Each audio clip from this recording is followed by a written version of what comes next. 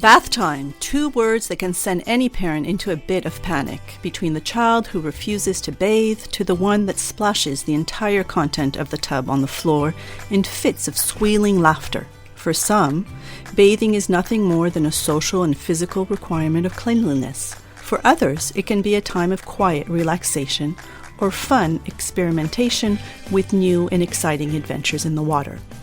I'm Jeanne-Marie Pinel, and today on Parent Savers, we're talking about making bath time fun and safe. Faster than a speeding toddler. Sit still for just a minute. Can soothe boo-boos with a gentle kiss. Would you get down from there? Able to clean poopy bottoms in a single swipe. Oh, what did you eat? Turning frazzled mommies and daddies into procreators of peace and harmony. Ah, quit touching me! It's Parent Savers, empowering new parents everywhere. Welcome to Parent Savers, broadcasting from the Birth Education Center of San Diego. Parent Savers is your weekly online, on-the-go support group for parents from conception to kindergarten. I'm your host, Erin Esteves, aka OG Mamacita. Thanks to all of our loyal listeners who join us week in and week out. And thanks to those who are listening for the first time. As you may or may not know, you can join our Parent Savers Club and receive access to special bonus content after each new show, plus special giveaways and discounts from time to time. And if you haven't already, please make sure to download the free Parent Savers app available in the Android and iTunes Marketplace and for Windows Phone, so you can automatically have access to all of the great parenting advice and conversation we have on Parent Savers every week. Let's start this week's conversation by meeting everyone who is joining us. We'll start with you. My name is E.B. Sorensen, and I'm 26 years old. I'm a stay-at-home mom, and my husband and I have a nutrition business. I have one child, a boy who is 6 months old, and I formerly worked with children with autism. Yay, welcome. All right, hi. Got distracted for a moment. I'm Colina. I am producer here at Parent Savers. I have one son, Adam, who is 14 months old, and this will be a really good discussion for us. He loves bath time, but we're still trying to get into the whole, we're bathing now. We're not just playing. And if you can't join us here in studio, you can always join us online. We have a Facebook page. You can like and follow us, post your questions there. You can also follow us on Twitter. We will be posting throughout our shows using the hashtag ParentSaversVP. And then you can also check us out on Google+. So lots of ways to connect, lots of ways to be involved if you're not local and have a question. Excellent. Well, thank you and welcome everyone. As I said, I'm Erin Esteves, aka OG Mamacita, and the OG stands for officially geriatric. Yes, I am a mother of advanced maternal age. Thank you. Thank you very much for calling me old. So I decided to take it and run with it. So I have one boy. He is 2.5, getting close to 3, and he is awesome. I love being a mom. Hello, Parent Savers. This is Elisa DiLorenzo, co-founder of One Extraordinary Marriage, where we educate, entertain, encourage, and inspire you to have mind-blowing intimacy in your marriage. Today, we're going to talk about rediscovering your sex life for a happy marriage. If your marriage is anything like ours, then you've had times when your sex life has fallen into the pattern of same time, same place, same position, every time. Can you say boring? We know, because we've had boring sex. The key to rediscovering your sex life is to get out of your comfort zone. By stepping out of your comfort zone, what you tell yourself you can and can't do, you'll begin to try something new, a little bit at a time. There are numerous games you can play to spice up your sex life. Some of the ones that we have enjoyed are Naked Wii Bowling, Naked Wii Baseball, Sex Stack, and Romantic Scratchers. We've also enjoyed Foreplay Dice, Strip Poker, and others. Each one can help you get more comfortable being around one another naked. One area that lacks creativity for many couples is where they have sex. For the majority of couples, it's in the bedroom, on the bed. Make it a goal of yours to try new places to spice up your sex life. You can make love in your living room, bathroom, even your backyard. Experimenting with a new position or two can help you break out of the routines and bring excitement back into your marriage. Sex toys are another area where the two of you can explore new things. Use a silk towel, a vibrator, or whatever works for the both of you. Choose one of these ideas or all of them over the upcoming weeks and months to rediscover your sex life for a happy marriage. Make sure to check out our best-selling book, 7 Days of Sex Challenge, at oneextraordinarymarriage.com/7days. Enter promo code PARENTSAVERS at checkout and save 20% off your entire order. Thanks for listening to the Sex Talk, and be sure to listen to Parent Savers for more great parenting tips in the future.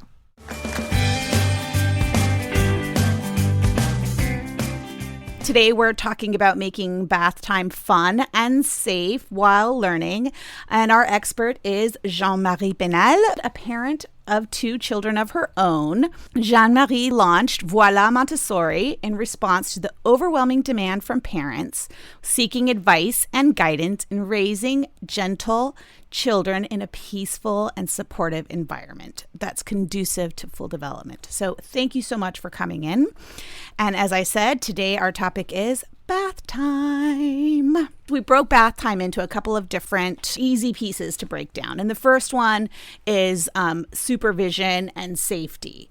So we're going to talk about supervision, get this right off the top. First and foremost, never leave a child unattended in the bath. It doesn't matter how much water is in the bathtub. It doesn't take much to drown a child. No matter how quickly you think you can run back into the living room for your phone, don't do it. Okay, next. You don't need it. Yes. The next thing we want to do is we want to protect our environment. We want to make sure that when our kids are in the bath and they are being supervised by us or by a caregiver, that they don't slip.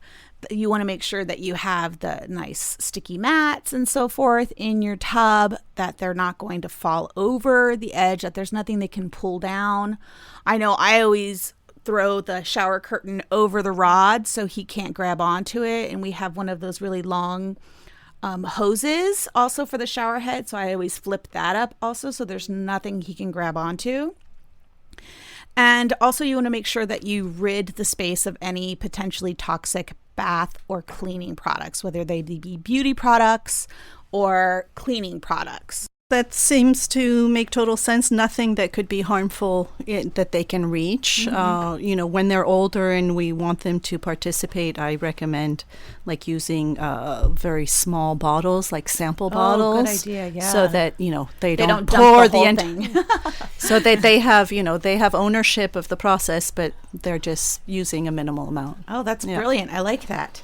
The next one is toy safety. And that's when you have and keep toys in your shower or bathroom area, please make certain that they're not extraordinarily porous and that they don't hold water, because this will grow bacteria. And like we said, the other day, my kid drank the water out of the duck. No, not good. So we have Toy Tuesday at my house, and that's on Tuesday. We take all of the toys out of the dishwasher, and out of the tub, and my son helps me. We carry it and we put it into the dishwasher and we give it a good wash. You can also dump them all into a solution of vinegar and water. I prefer vinegar over Clorox bleach or any kind of bleach. And that way you just make certain that there's no funky mold or bacteria that could wreak havoc on the rest of your day. So talking more about the safety of bath time. The bathroom is a room full of danger and all these really great products and fun things that kids are drawn to. How do you ladies take that extra step to make sure that everything is okay and safe when you're with your children in the bathroom? For me, I have a 6-month-old, so he's not exactly getting into the toilet and trying to drink out of it yet. But when we're in the bath, I take a bath with him and he is reaching and trying to grab that faucet. And so I know that when he's at an age where that's accessible to him without my help, I'm going to try to get something so that he can't bonk his head or injure himself. And then eventually I'll take it off when he kind of gets the concept. Yeah, we did that also. And I really hunted around for good ones because frankly, they're hard to find and they hold water and you get that funkiness slime to them. And then they're, they go and they put it in their mouth and So for me, it was easier to say, This is a no-no. this is a no-no, don't touch. And with turning on and off the water, it took him a while to figure out and have the dexterity and the strength to do it. And now that he can do it, it's one of those things where he's now able to fill the tub or drain the tub, and I can tell him, okay, close, turn the water off or turn the water on. If you go further left, it's going to get more hot. And, so he now is really enjoying that structure.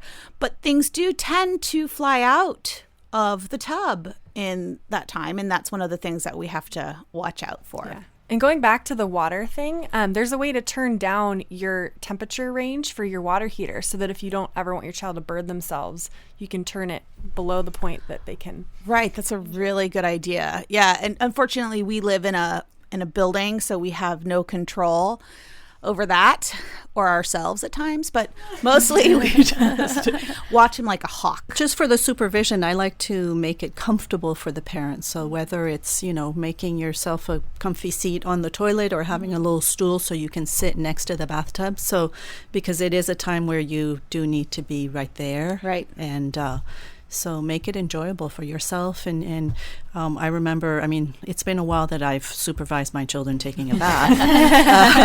I have one that I need to remind to take a shower every once in a while.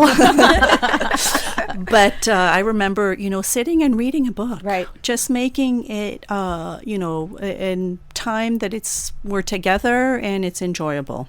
So. Yeah, I use that time to. Our bathroom is also our closet. We live in a loft, so it's kind of an unconventional space. So that's where all of our drawers and dressers are. So I use that time to fold laundry, and he's right there. And yeah, it's if you're not lucky enough to have your clothing in your bathroom, you could always clean out your drawers. And it's a nice time to have conversations, to just sit down and how was your day? Just enjoy it and talk about, give language about water, about the toys, about absorbency, about, pouring, all of that. Oh, yeah. Well, that brings us into the next section, which is the fun and learning aspect of bath time.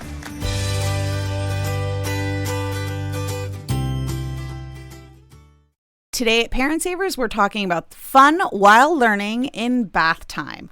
So fun, I'm going to talk about traditional and non-traditional toys in the tub. We all think about Sesame Street and Ernie with the little rubber ducky. And I'm sure if you had a baby shower, you got a rubber ducky. Oh, yeah. More than one. Yes. Oh, my At gosh. some point. So those are some of the traditional kind of toys. You have the ducks or the fish. But in my research for this, I found some really cool activities or non-traditional toys that you can use in the tub.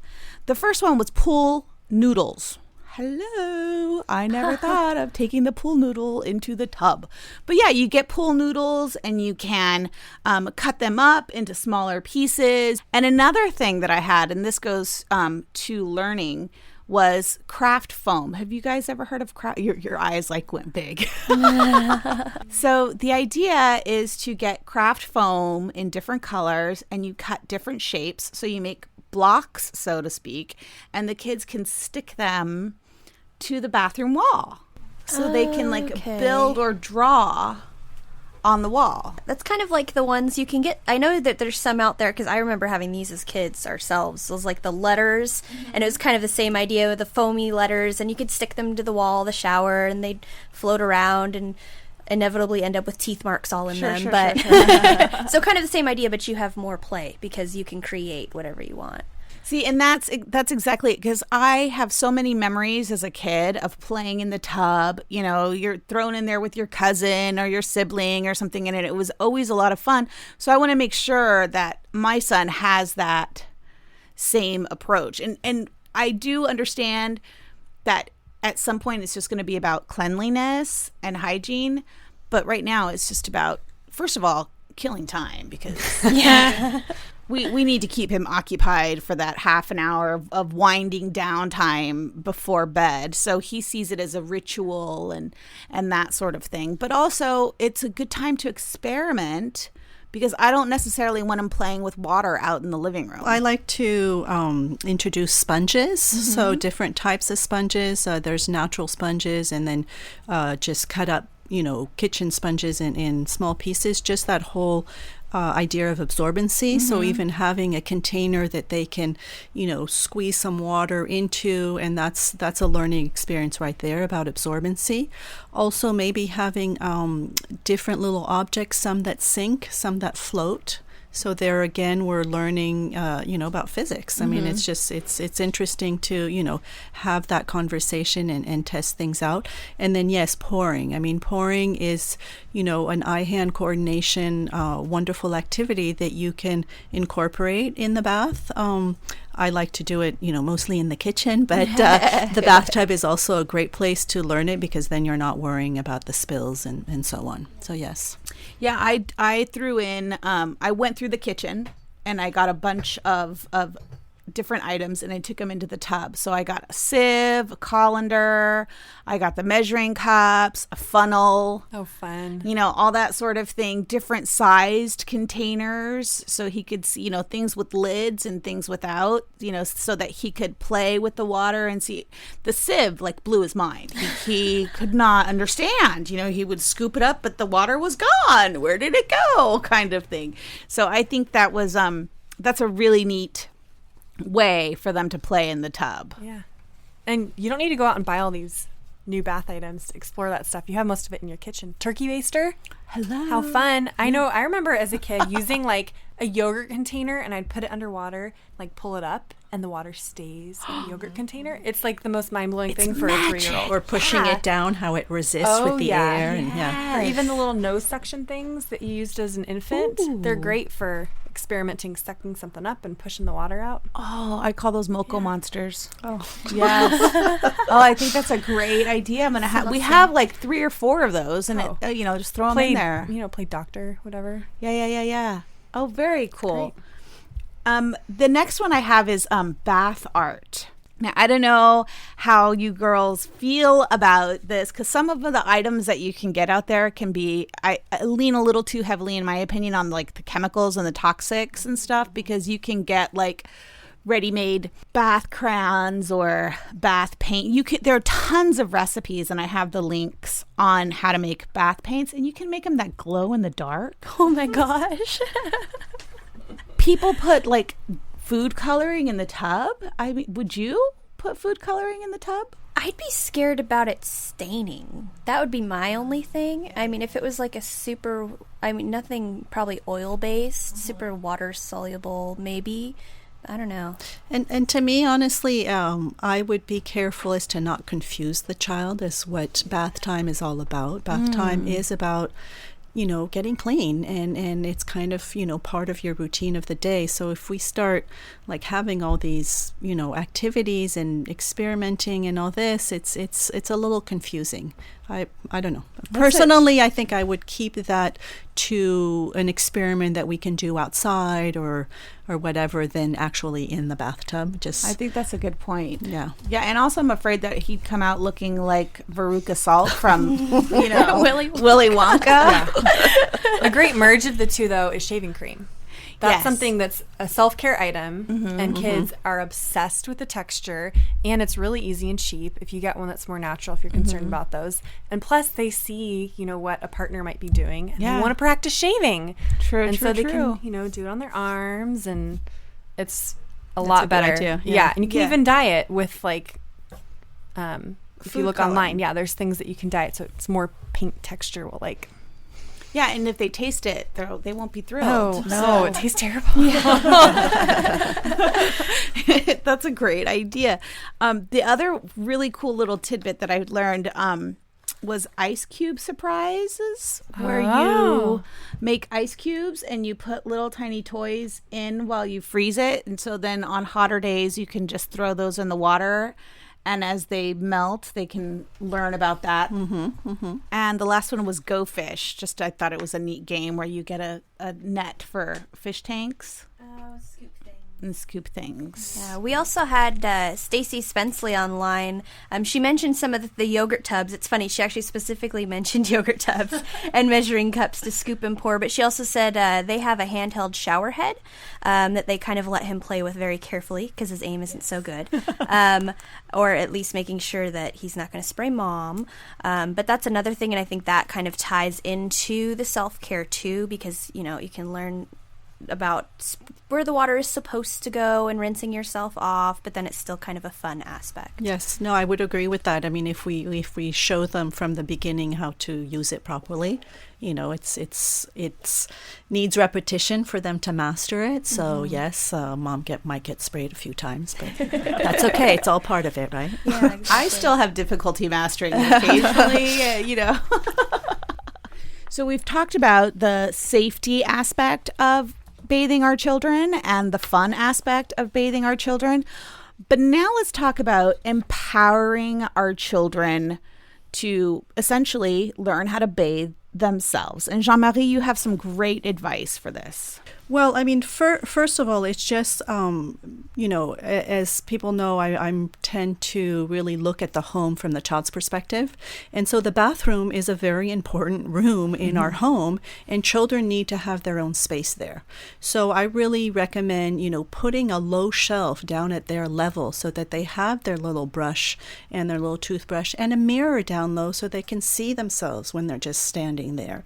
You know, always having, of course, access to the sink and so forth. So, you know, even some hooks down low where they can have their little bathrobes so that that's part of that routine of the bath. Right. And that, you know, from the beginning, empowering them, especially walking children. I mean, this, you know, beforehand we're mostly dealing with them, but as soon as the children are walking, there's a lot of things that they can do for themselves.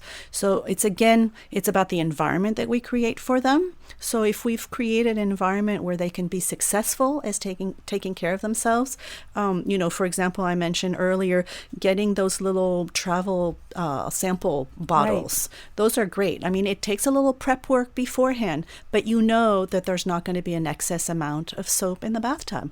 So you're just putting you're controlling the environment in a way, but they're totally independent. They know what they need to do.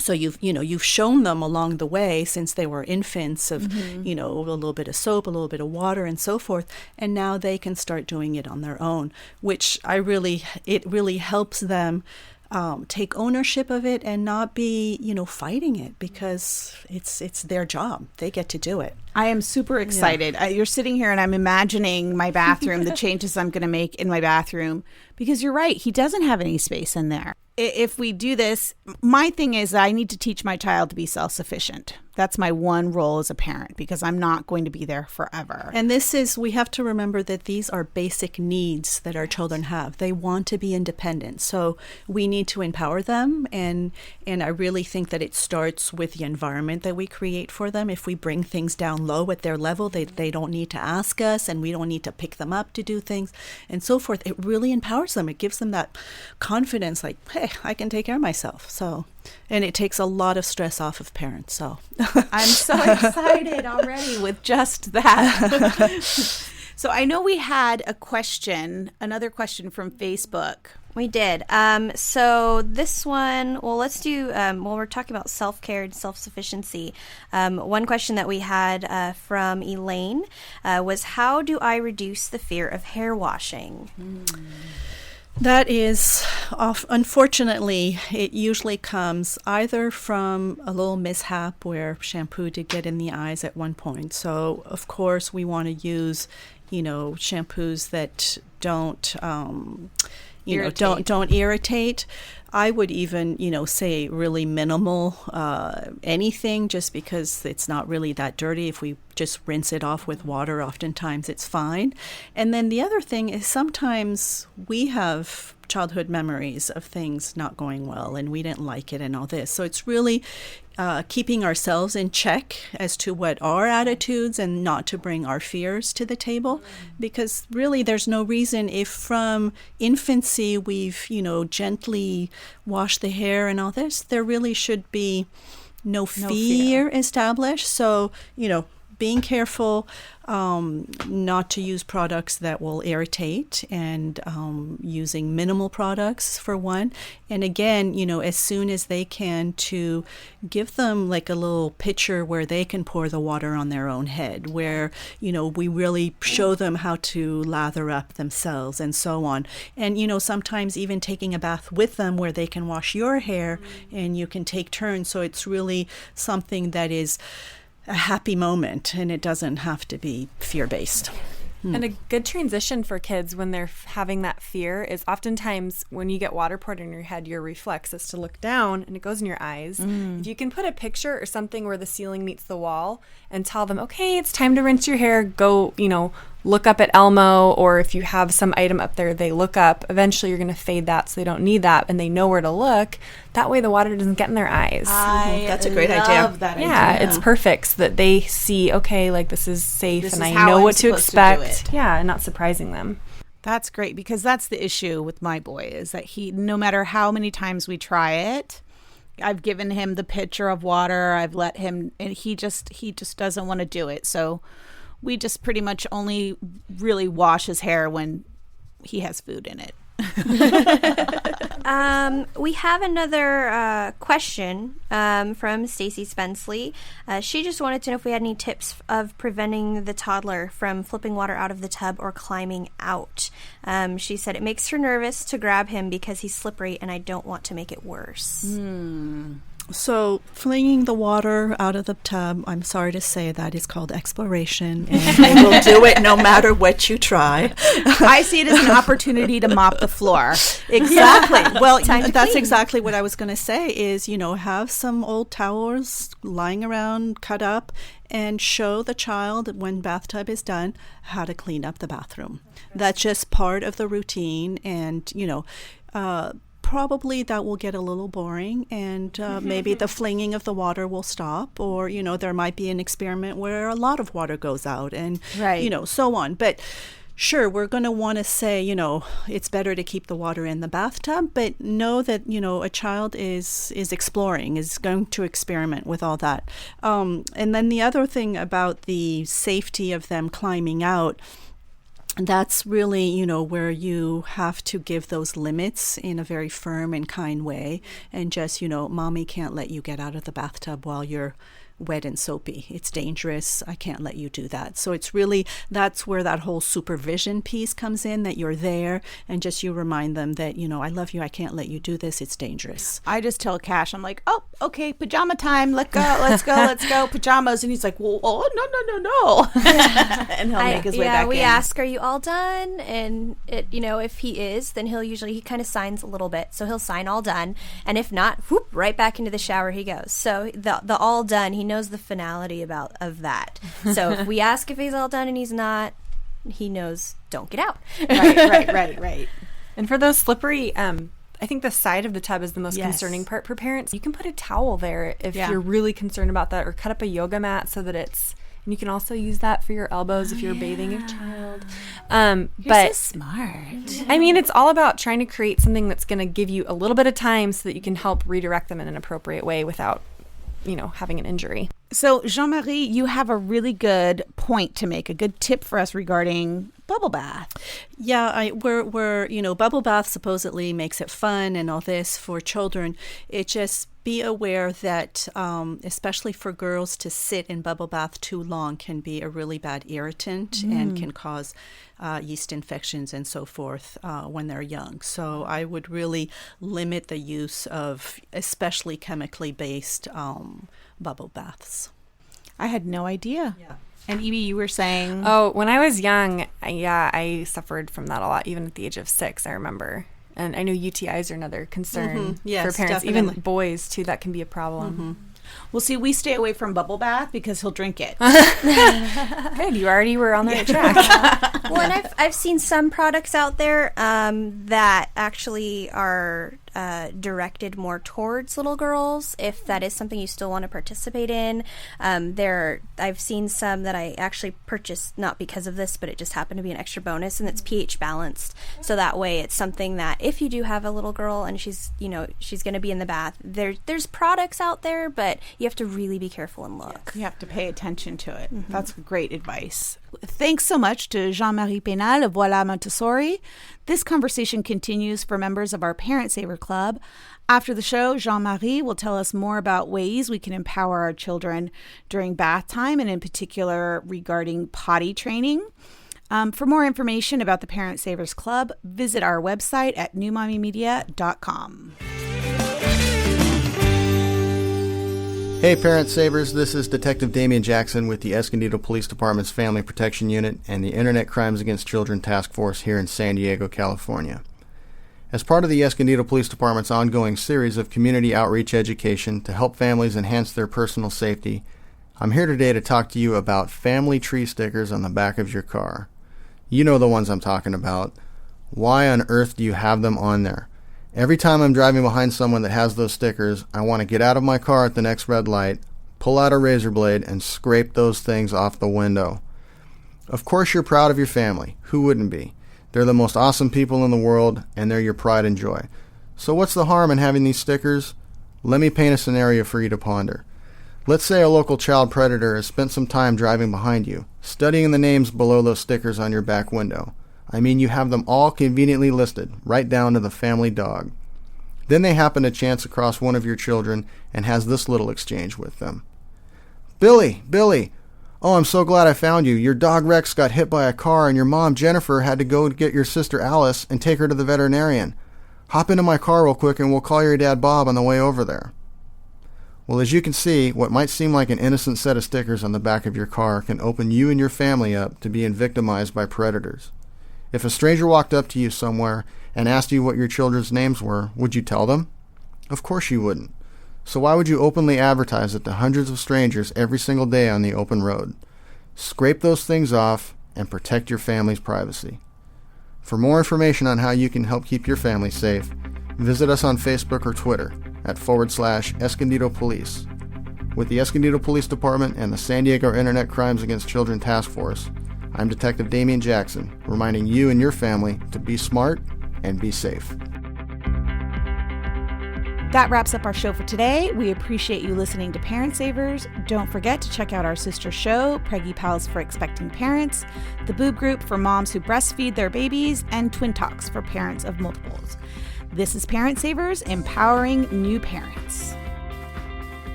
This has been a New Mommy Media production.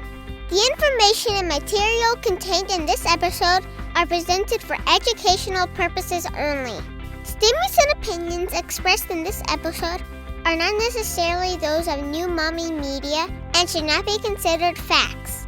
While such information and materials are believed to be accurate, it is not intended to replace or substitute for professional medical advice or care, and should not be used for diagnosing or treating healthcare problem or disease or prescribing any medication. If you have questions or concerns regarding your physical or mental health or the health of your baby, please seek assistance from a qualified healthcare provider. New Mommy Media is expanding our lineup of shows for new and expecting parents. If you have an idea for a new series, or if you're a business or organization interested in joining our network of shows through a co-branded podcast, visit newmommymedia.com. Hey mamas, don't forget to check out Mighty Moms. It's our online community built for new moms just like you. Not only can you connect with other moms, but you can also join us backstage for special mom-only online events. And you'll also be notified when we're recording so you can join us as a special guest. Visit our website, newmommymedia.com, and click on the Mighty Moms banner. It's free. That's newmommymedia.com. See you there.